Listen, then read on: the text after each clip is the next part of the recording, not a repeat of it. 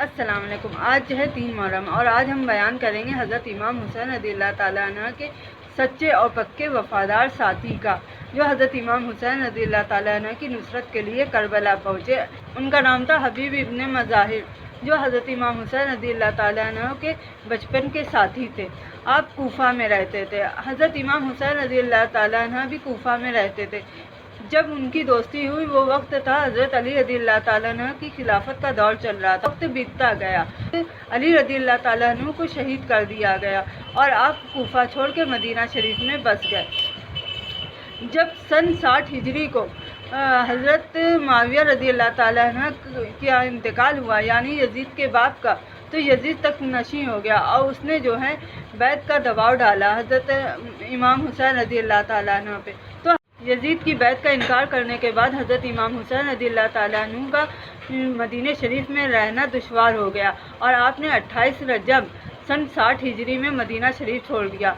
2 محرم کو سن 61 ہجری میں جب حضرت امام حسین رضی اللہ تعالیٰ عنہ تمام اہل بیت اطہار کے ساتھ کربلا پہنچے تو وہاں پہ یزید کی فوج کا سخت پہرا تھا وہاں پہ کربلا میں، اور یزید نے یہ بھی کرا ہوا تھا کہ جو کوفہ کی جو سرحدیں تھی، کربلا کے پاس کوفہ کی سرحدیں تھی، وہاں پہ بھی سخت پہرا کر دیا تھا، اپنی فوج کو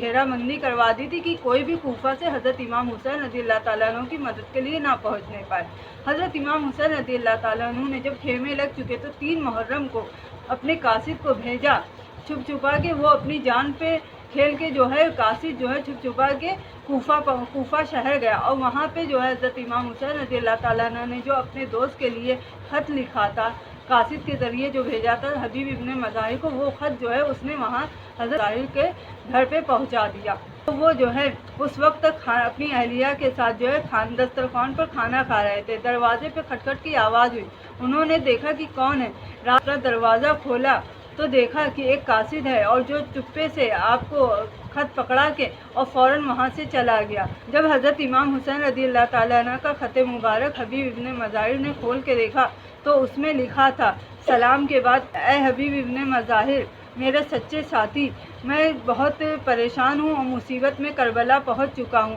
اگر تم آ سکو تو میری مدد کے لیے، میری نصرت کے لیے کربلا پہنچ جاؤ۔ حبیب ابن مظاہر نے جب یہ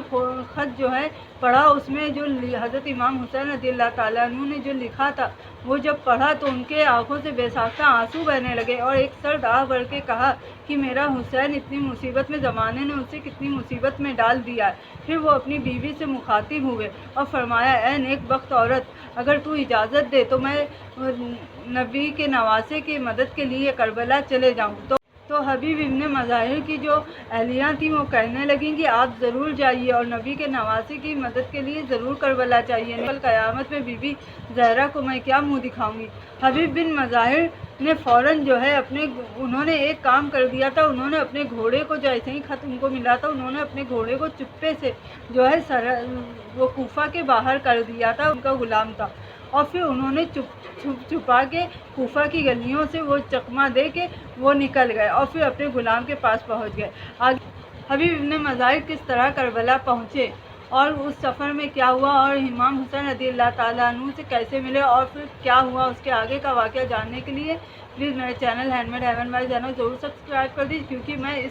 اس بیان کا نیکسٹ پارٹ کل لے کے آؤں گی 4 محرم۔ تو پلیز اس ویڈیو کو لائک اور شیئر کر دیجیے گا، اور ملیں گے نیکسٹ پارٹ میں اس کے۔ تو اللہ حافظ، تب تک کے لیے السلام علیکم۔